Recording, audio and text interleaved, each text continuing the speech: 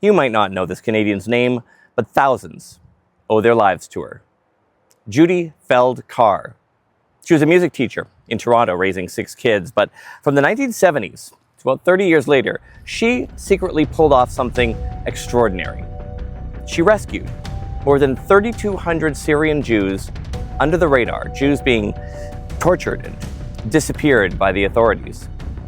She started by sending smuggled religious books to the chief rabbi in Damascus, communicating in secret, highlighting phrases in the Torah.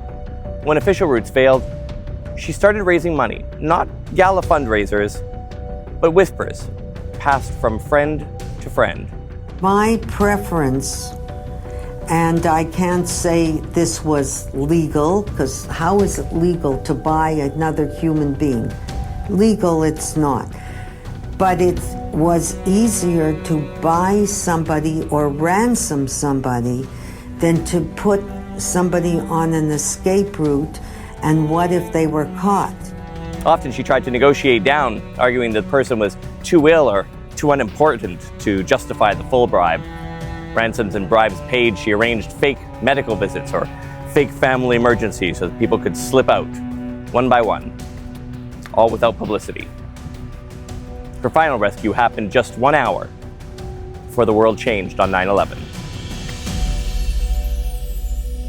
See, long before Canada became a country, we were a sanctuary. From the early 1800s until the US Civil War, about 30,000 Black Americans escaped slavery via secret routes and safe houses and coded songs, making their way across the border into Ontario and beyond. In places like St. Catharines, the Salem Chapel wasn't just a church, it was one of the first stops on the Underground Railroad.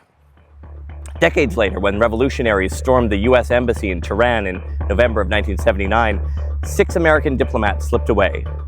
The Canadian ambassador hid them, risking arrest and, if caught, certain execution. 2 of them were spirited out of Iran over the weekend by Canadian embassy officials.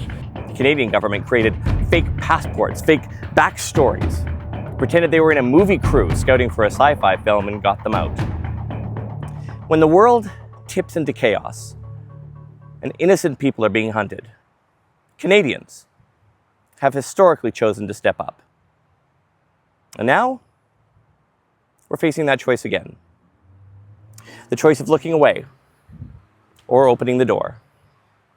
For immigrants, for women seeking medical care, for trans kids, for journalists. But Canada's immigration system, the one we have now, wasn't built for the level of performative cruelty that we are seeing down south. So we can wait for history to look back and ask why we didn't act.